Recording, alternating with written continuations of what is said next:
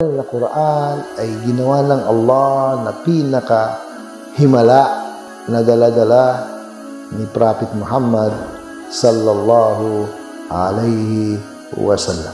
Pinasok mo yung karayong, yung nabawas ng karayong na tubig mula dun sa dagat, ay ganun lang mabawasan ang pagmamayari ng iba.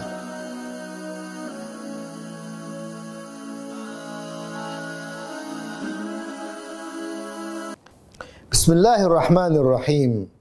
Alhamdulillahi Rabbil Alamin. Wa nusalli wa nusallim wa nubarik ala al-mab'uthi rahmatan lil alamin. Nabiyyina Muhammadin wa ala alihi wa sahbihi ajma'in. Amma ba'du, assalamualaikum warahmatullahi wabarakatuh. Mga minamahal po namin ng mga kapatid at mga giliw namin na taga-subaybay, nandito pa rin tayo sa mga katibayan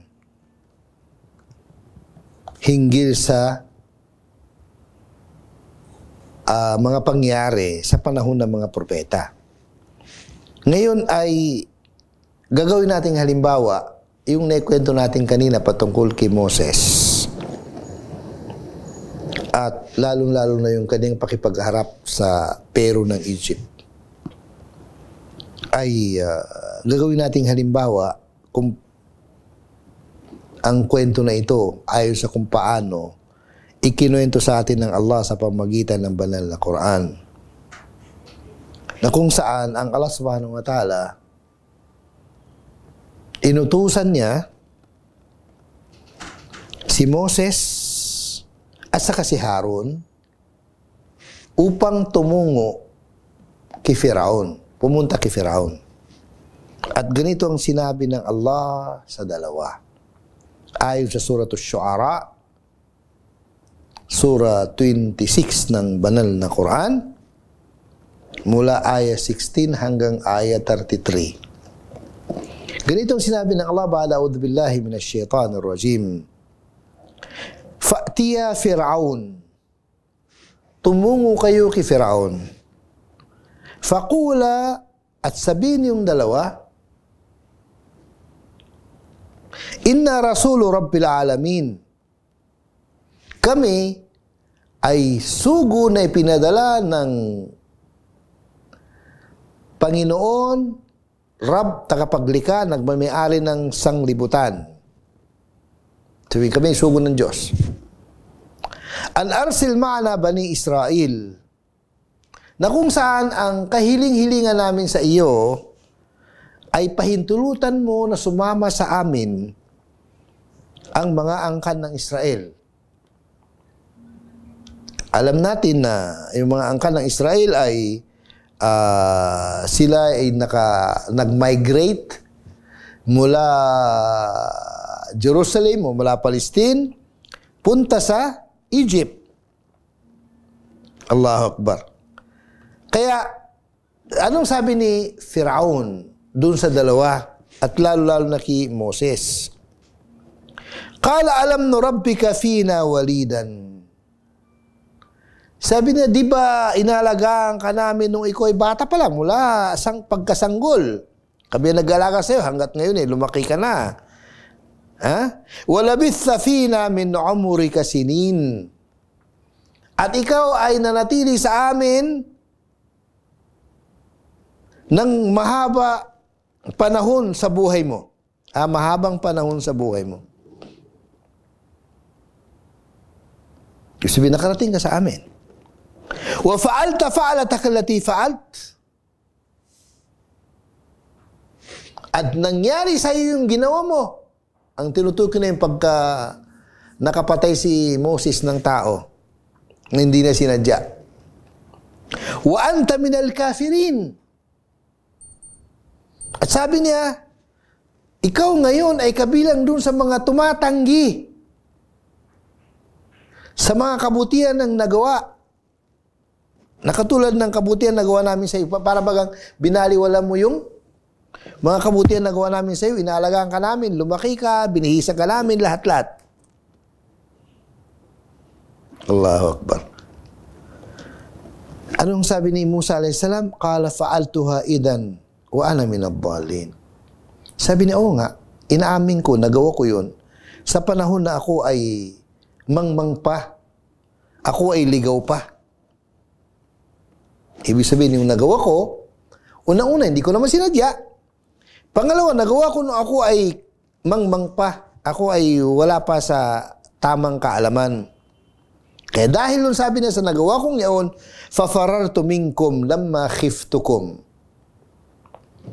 Noong ako'y natakot sa inyo, sa maaari niyong gawin sa akin, ako'y lumayo mula sa inyo nung natakot ako sa inyo. At nung ako na nandun na sa malayo, fawahaba li rabbi hukman, ay pinagkaluban ako ng Allah ng kautusan bilang pagiging propeta. Waja'alani minal mursalin, at ginawa niya ako nakabilang sa mga sugo na kanyang ipinadala.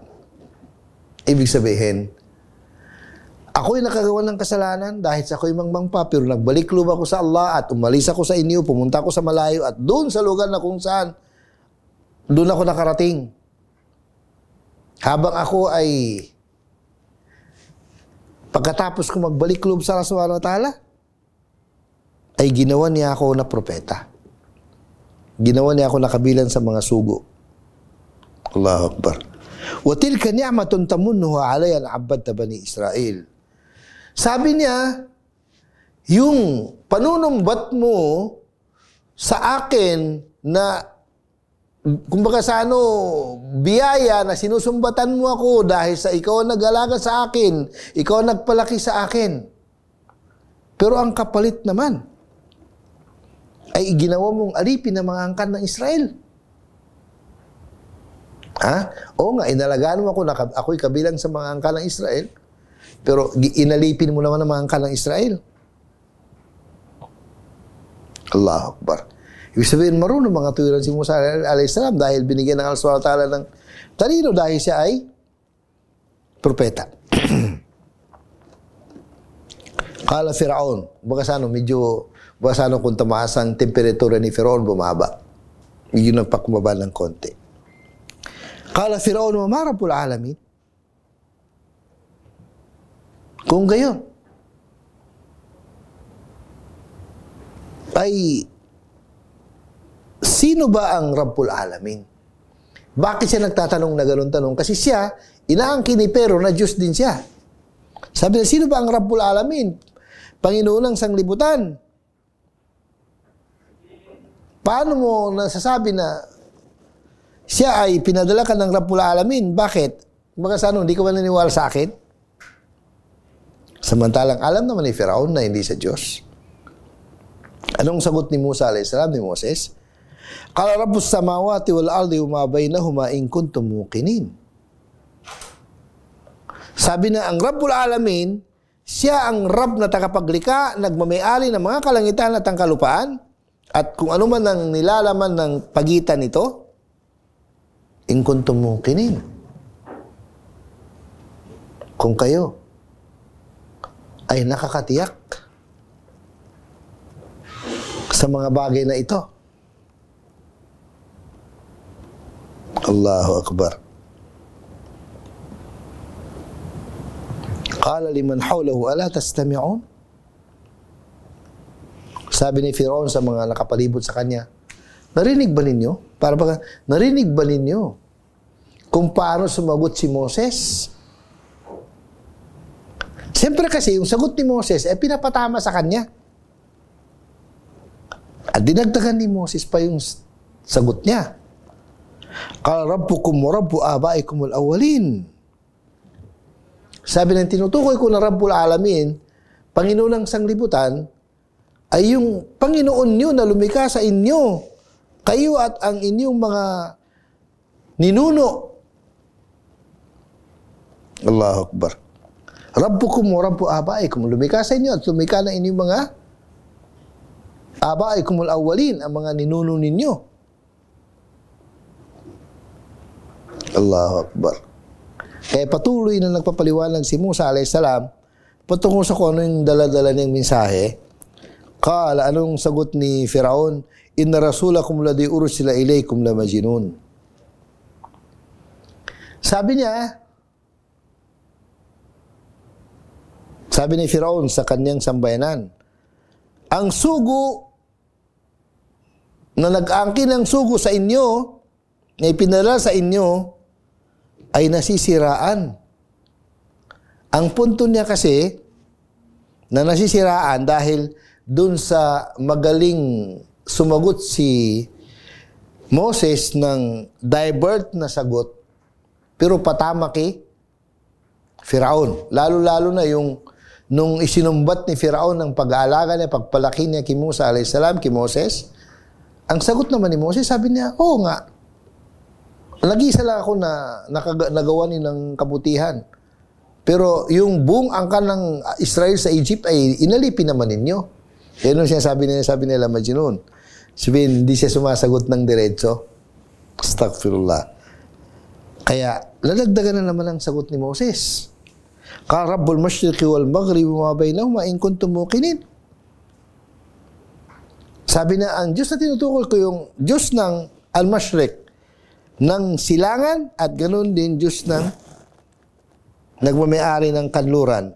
Wa ma bainahuma, at saka anuman ang nilalaman nito, o anuman ang pagitan nito. Sabihin, siyang nagmamayari mula sa silangan hanggang sa kanluran, at saka yung anuman ang meron sa pagitan nito. Allahu Akbar. In kuntum ta'qilun. Kung kayo ay nakakaintindi.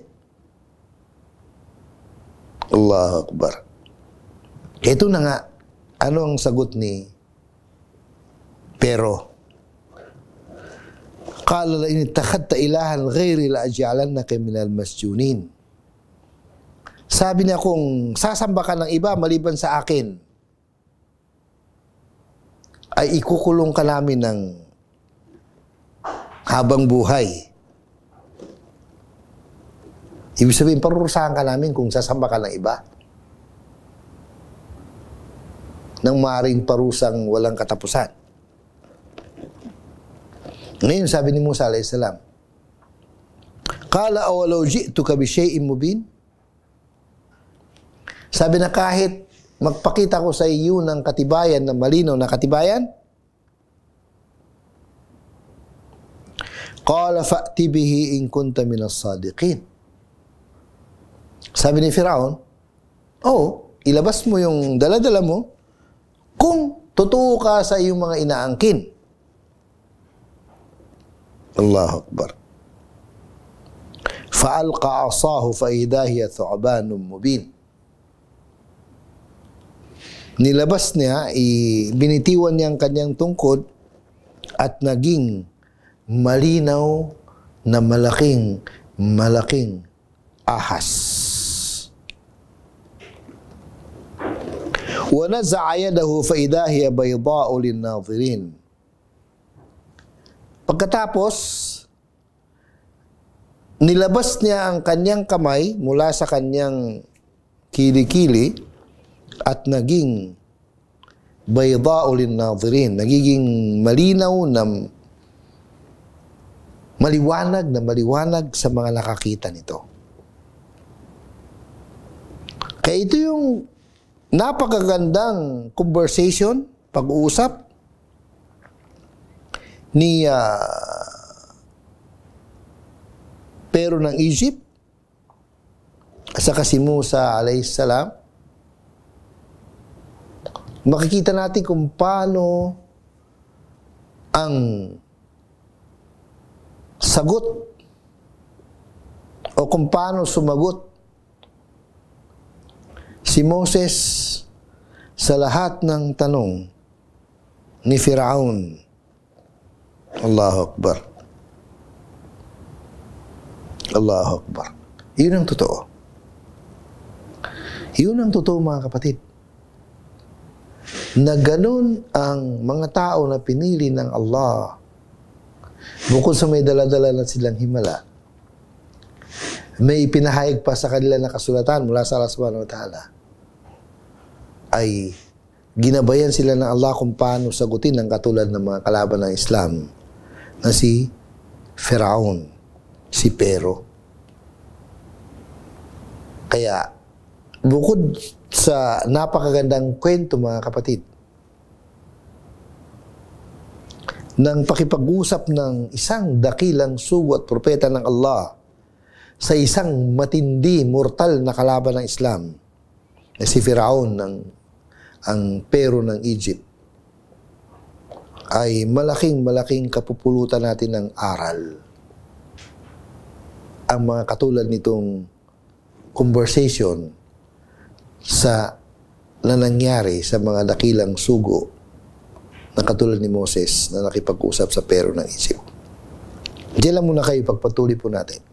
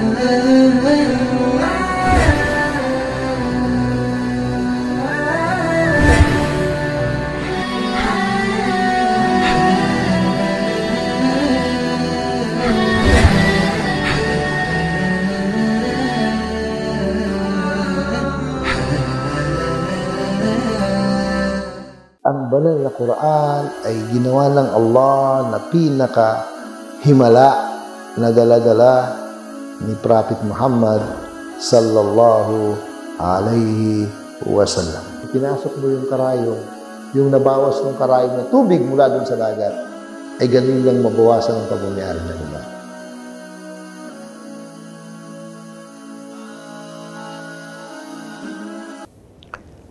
Babalikan natin ng konti ang patungkol sa pangyari sa pagitan ni Musa, si Moses, saka si Firaun, si pero ng Egypt. Alam ng sino man ang nakakabasa ng Quran na si Firaun, si pero ng Egypt, ay inangkin niya, kinlem niya na siya ang kataas-taasan na Diyos. At kanyang sinabi, ayon sa surah An-Nazi'at, surah 79, sabi niya, فَقَالَ أَنَا رَبُّكُمُ الْأَعْلَى. Sabi niya, ako ang inyong kataas-taasan na Diyos o kataas-taasan na Panginoon. Ganun ang kanyang sinasabi, nilalantad sa mga tao. Ganun pa man, ay sa kanyang kalooban, ay hindi rin siya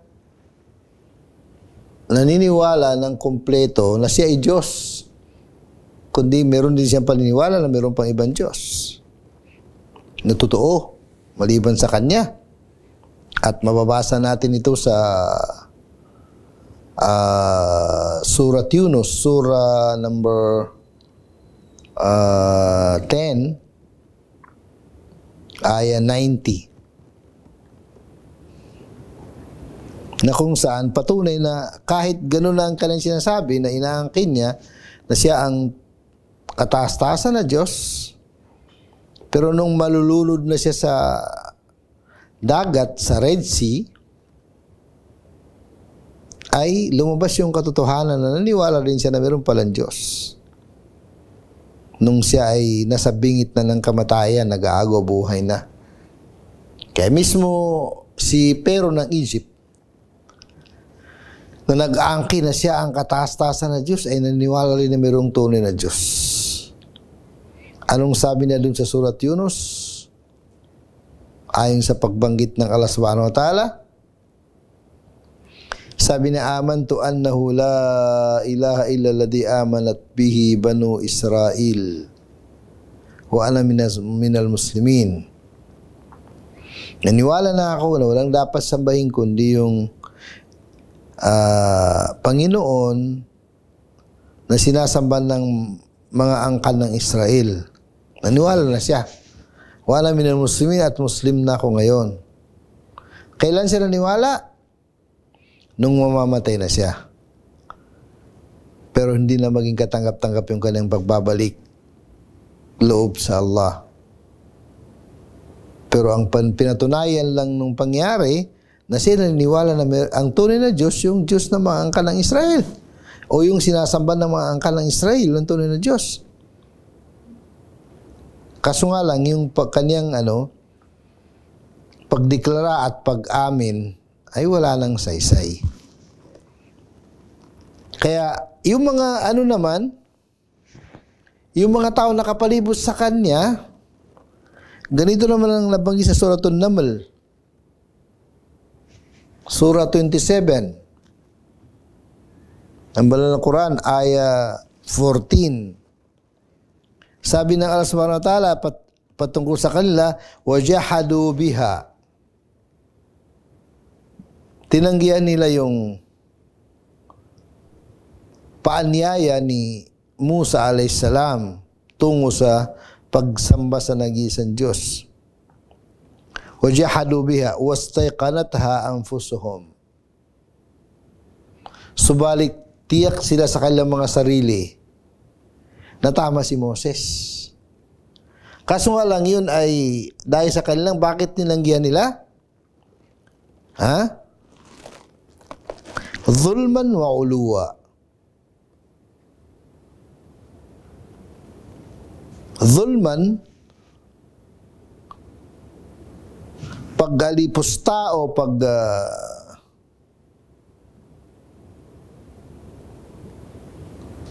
pagiging matinding masama o matinding kasamaan, at saka adwa, uluwa, pagmamataas. Zulman wa uluwa. Kaya dahil sa kanilang pagmamataas at pagiging masama, na masamang masama, kaya tumanggi sila. Samantalang sabi ng Allah, wastaqanatha anfusuhum. Nakakatiyak ang kanilang mga sarili na tama si Moses. Sila'y mali. Kaya ang mga nabanggit natin na mga bersikulo ng banal na Quran na inihayag ng Allah ay bilang katugunan sa mga pag-aangkin na ito na nilalantad ni Firaun at ang kanyang mga tagasunod. Dahil doon, noong nakipagtalo sa kanya si Musa alayhisalam sa pamamagitan ng mga malilinaw na mga palatandaan, malilinaw na katwiran, ay kanyang sinabi ni Firaun, dahil sa, kumbaga sa wala na siyang lusot. Lahat ng sasabihin niya ay merong sagot si Musa alayhisalam. Kaya nung naramdaman niya na hindi niya kayang talunin si Musa sa pakipagtalo, si Moses, hindi kayang talunin ni Firaun si Moses sa pakipagtalo, anong sabi niya? Baka sa na-corner na siya eh. La inittakhadta ilahan ghairi. Sabi na, kung sasamba ka ng iba maliban sa akin, la ja'alannaka minal masjunin. Ikukulong ka namin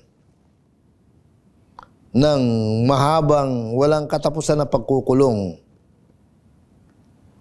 Kaya ibig sabihin noon, kahit na corner na siya, ay nagmatigas pa rin siya sa kanyang maling paninindigan,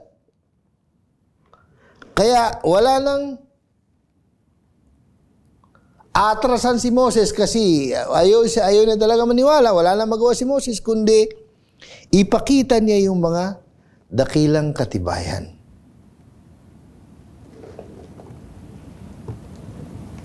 Yung mga dakilang katibayan, kailangan ilantad na ni Musa a.s. kasi wala na eh. Ayaw nang hindi na makukuha sa tamang pakipag-usap si Firaun. Kaya kailangan sa iba na naman ang pamaraan.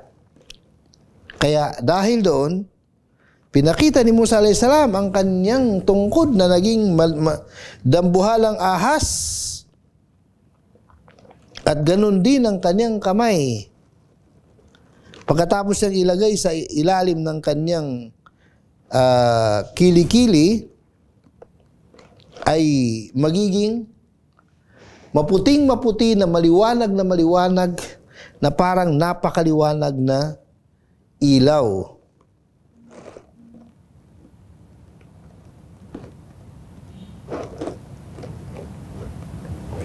Kaya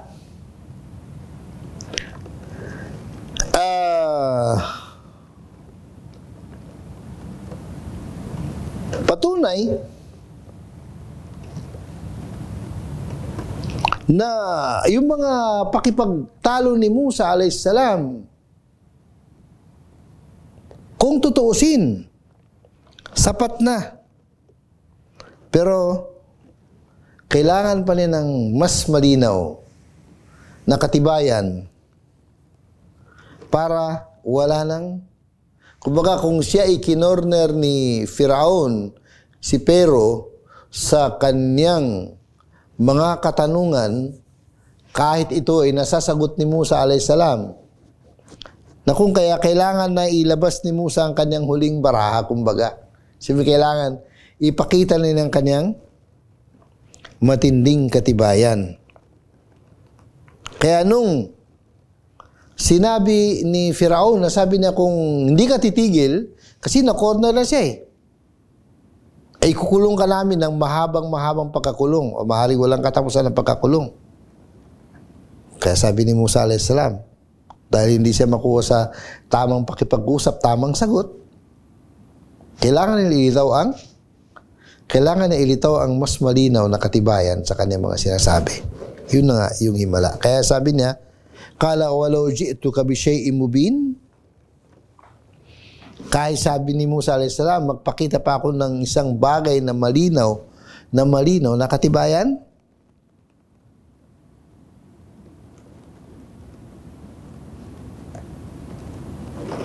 Kaya dahil doon, itong mga bersikulo ng banal na Quran na nabanggit,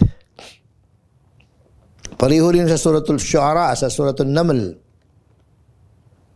ay ibig sabihin nun ay pwedeng patunayan ng pagiging tagapaglikha, pagiging Panginoon, pagiging Diyos ng Allah Subhanahu wa Ta'ala, at siya ay tunay na totoo na tagapaglikha, ay pwedeng patunayan sa pamamagitan ng mga matitindi, mga palatandaan at sa mga himala.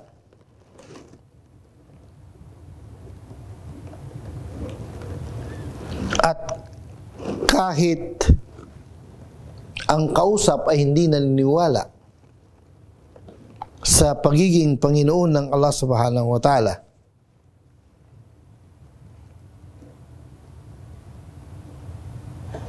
ay pwede, hindi imposible, sa pamamagitan ng mga himala, ay kahit yung mga hindi naniniwala ay pwedeng maniwala.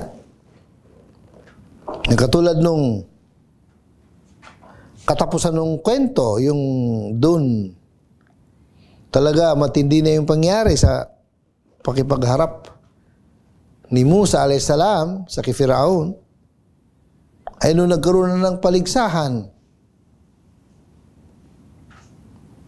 ay yung mga higit na nakakaalam sa tunay na magic, napatunayan nila na ang dala-dala ni Moses ay hindi magic. Ibig sabihin, totoo, nakatotohanan, nakatibayan na siya ay pinadala ng Allah bilang propeta asugo ng Allah. Kaya nung napatunayan nila na totoo talaga yung sinasabi ni Moses, nawalan sila ng takot kay Pero. Yung mga magician. Kaya nagtaas sila lang kami, sabi nila, aman na birabbi Musa wa Harun. Naniwala lang kami sa Panginoon ni Musa at saka si Aaron, si Haron. Naniwala kami sa tunay na tagapaglikha na sinasamba ni Moses at sinasamba ni Aaron. At maaring dito sa mga taong ito ay hindi naman sila siguro lahat ay naniwala sa tunay na Diyos dahil baka sa naging sunod-sunuran lang sila. So anong gusto ni Firaun? Pero dahil sa napatunayan nila ng tunay na katotohanan, ang dala-dala ni Moses at patunay na si Moses ay nag-anyaya tungo sa tunay na Diyos, na mayroong tunay na Diyos talaga. At yung tunay na Diyos na ang Allah subhanahu wa ta'ala, tunay na Panginoon, ay siya ang nagpadala at pumili kay Moses bilang sugo at propeta. Wala silang magawa, kundi kailangan nilang isuko ang kanilang mga sarili. Allahu Akbar. Kaya yun ang pinakabuod ng mahalagang kwento sa pagitan ni Moses at si Pero ng Egypt. Maraming salamat mga kapatid. Jazakumullah khair. Assalamualaikum warahmatullahi wabarakatuh.